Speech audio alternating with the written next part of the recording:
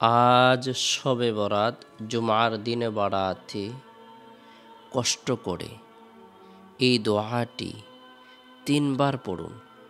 সারা জীবন ধনী থাকবেন, পাহাড় পরিমাণ গুনাহ মাফ হবে, গায়েবী সাহায্য আসবে, দোয়া কবুল হবে, আশা আকাঙ্ক্ষা পূরণ হবে।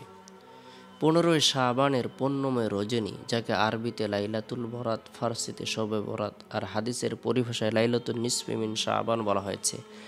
লাইলাতুন অর্থ রাত, আর সব ফার্সি শব্দের অর্থ রাত, আর বরাত শব্দের অর্থ মুক্তি, নিষ্কৃতি। এক কথায় শবে বরাত মানে হচ্ছে মুক্তির রজনী, অর্থাৎ এটা এমন একটি রাত যে রাতে আমরা যদি ইবাদত বন্দেগী তওবা ইস্তিগফার করে আল্লাহ তাআলার দরবারে রুনাজারি করতে পারি, তাহলে আশা করা যায় আল্লাহ তাআলা আমাদেরকে যাবতীয় গুনাহ থেকে মুক্ত করে দেবেন, জাহান্নাম থেকে মুক্তি দিয়ে দেবেন। এ রাতে মানুষের হায়াত, মৌত, রিজিক, বৃষ্টি সব কিছু বন্টন করা হয়, নির্ধারণ করে দেওয়া হয়। আল্লাহ তাআলা এ রাতে ইমানদারদের জন্য, মুমিন মুসলমানদের জন্য অসংখ্য অগণিত বরকত প্রদান করার নিয়ামত প্রদান করে থাকেন। এই রাতটি ইমানদারদের জন্য বিশেষ উপহার, উপটৌকন হিসেবে প্রদান করা হয়েছে। এ রাতে আসমানের সকল দরজা উন্মুক্ত করে দেওয়া হয়। যারা এ রাত্রি জাগরণ করে নফল ইবাদত বন্দেগী করবে, নফল নামাজ পড়বে, কোরআন তেলাওয়াত করবে, জিকির আজকার করবে, তাসবিহ তাহলিল পাঠ করবে, রব্বুল আলামিনের দরবারে রুনাজারি করবে, বেহেশতের প্রত্যেকটি দরজা থেকে তাদের জন্য সুসংবাদ প্রদান করা হবে এবং কি আল্লাহ তাআলার পক্ষ থেকে তাদেরকে জাহান্নাম থেকে মুক্তি প্রদান করা হবে। এত অধিক সংখ্যক নারী পুরুষদেরকে জাহান্নাম থেকে মুক্তি প্রদান করা হবে। বনি কালব গোত্রের বকরির পশম পরিমাণ, লোম পরিমাণ নারী পুরুষদেরকে জাহান্নাম থেকে মুক্তি প্রদান করা হবে। আল্লাহ রাসূল সাল্লাল্লাহু আলাইহি সাল্লাম শাবানের 15 তারিখে একদিন রাত্রে আসমানের দিকে তাকিয়ে দেখলেন আসমানের সকল দরজা উন্মুক্ত করা, সকল দরজা খোলা। প্রথম আসমান থেকে ফেরেশতারা দাঁড়িয়ে আওয়াজ দিচ্ছে, সুসংবাদ প্রদান করছে যে আজ রাতে রুকু করছে, সুবহানাল্লাহ। দ্বিতীয় দরজায় ফেরেশতা দাঁড়িয়ে ঘোষণা করছে, সুসংবাদ ওই ব্যক্তির জন্য যে আজ রাতে সিজদা করছে। তৃতীয় দরজায় ফেরেশতা আওয়াজ দিচ্ছে, সুসংবাদ সেই ব্যক্তির জন্য যে আজ রাতে দোয়া করছে। চতুর্থ দরজায় এক ফেরেশতা আওয়াজ দিচ্ছে, সুসংবাদ সেই ব্যক্তির জন্য যে আজ রাতে জিকির করছে। পঞ্চম দরজায় এক ফেরেশতা ঘোষণা করছে, সুসংবাদ ওই ব্যক্তির জন্য যে আজ রাতে ক্ষুধার ভয়ে রুনাজারি করছে। ষষ্ঠ দরজায় এক ফেরেশতা ঘোষণা করছে, সুসংবাদ আজ রাতে সমস্ত মুসলমানদের জন্য। সপ্তম দরজায় এক ফেরেশতা ঘোষণা করছে, যদি কারো কিছু চাওয়ার থাকে তবে সে যেন চায়, তার দরখাস্ত কবুল করা হবে। অষ্টম দরজায় এক ফেরেশতা ঘোষণা করছে, কোনো ক্ষমা প্রার্থনাকারী আছে কি, তাকে ক্ষমা করা হবে। সুবহানাল্লাহ। এভাবে আল্লাহ তাআলার পক্ষ থেকে শবে বরাতের রাত্রে ঘোষণা করা হয়ে থাকে, দোয়া কবুল করা হয়ে থাকে। তাই শবে বরাতের রাত অত্যন্ত বরকতপূর্ণ এবং ফজিলতপূর্ণ একটি রাত, মাহাত্ম্যপূর্ণ একটি রাত, তাৎপর্যপূর্ণ একটি রাত। এই রাতের বৈশিষ্ট্য হলো রাসূলুল্লাহ সাল্লাল্লাহু আলাইহি সাল্লাম এই রাত্রি জাগরণ করে ইবাদত বন্দেগী করেছেন। এই রাত্রে আসমানের দরজাসমূহ উন্মুক্ত করে দেওয়া হয়, জান্নাতের দরজাসমূহ উন্মুক্ত করে দেওয়া হয়। এ রাতে আল্লাহ তাআলা ক্ষমা করে দেন, তবে কিছু সংখ্যক নারী পুরুষদেরকে আল্লাহ তাআলা ক্ষমা করবেন না। বরকতপূর্ণ এই রজনীর মধ্যেও যারা জঘন্যতম অপরাধ করে, তবে তারা যদি খাঁটি দিলে তওবা করে নেয়, আল্লাহ তাআলা অনুগ্রহ করে মাফ করে দিতে পারেন।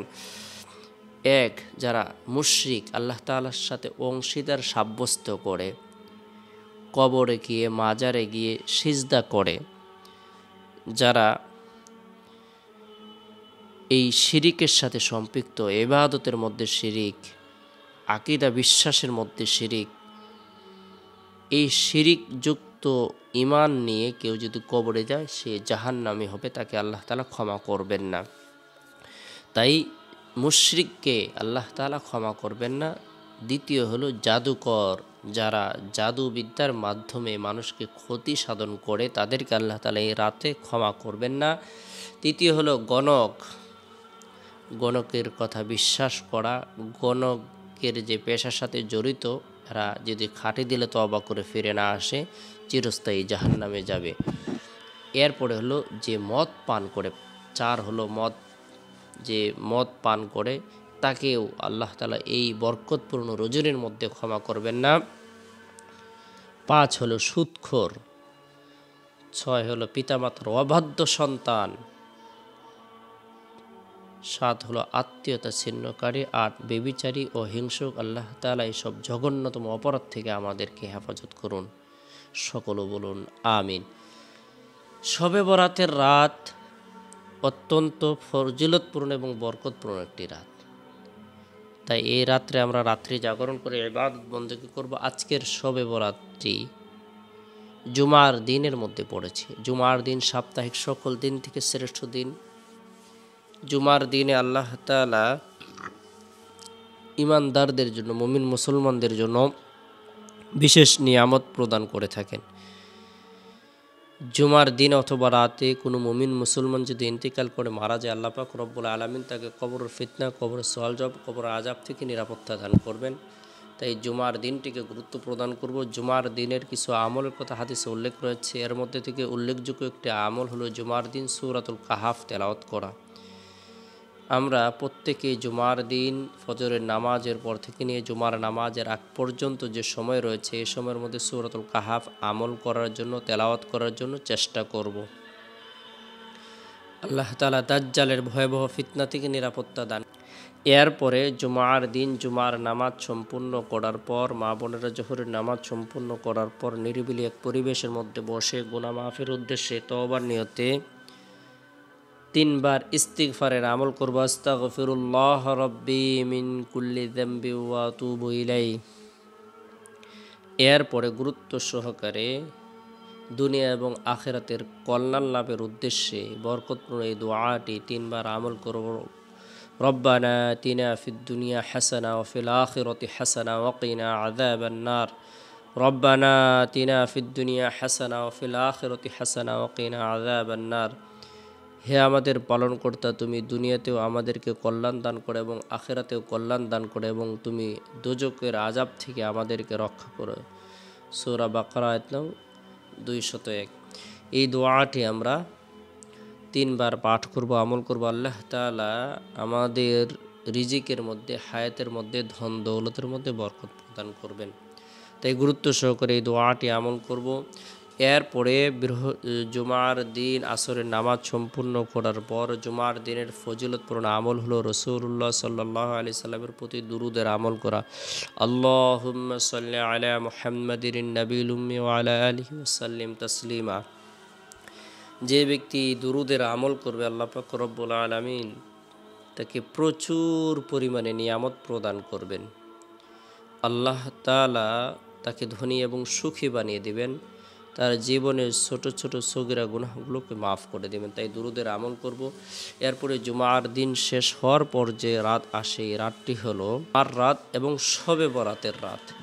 এ রাতে আমরা প্রত্যেকে গুরুত্ব সহকারে আমাদের সময় সুযোগ অনুপাতে রাত্রি জাগরণ করব, নফল নামাজ পড়ব, কোরআন তেলাওয়াত করব। আল্লাহ তাআলার পক্ষ থেকে যে ঘোষণা করা হয়েছে, আলা মিন মুস্তাগফিরিন ফাগফির আলা, আছে কোনো ক্ষমা প্রার্থনাকারী, সে আমার কাছে ক্ষমা চায়, গুনাহ করতে করতে মাথা থেকে নিয়ে পা পর্যন্ত জর্জরিত, আমি তাকে ক্ষমা করে দেব। আছে কোনো ব্যক্তি রিজিকের প্রত্যাশী, সে রিজিক চায়, আমি তাকে রিজিক প্রদান করব। আছে কোনো ব্যক্তি বিপদগ্রস্ত, সে বিপদ থেকে উদ্ধার হতে চায়, সে আমার কাছে বলুক, আমি তাকে বিপদ থেকে উদ্ধার করে দেব। অর্থাৎ যা কিছু মনোবাসনা রয়েছে আমরা সব কিছু মোনাজাতের মধ্যে ব্যক্ত করব। নফল নামাজ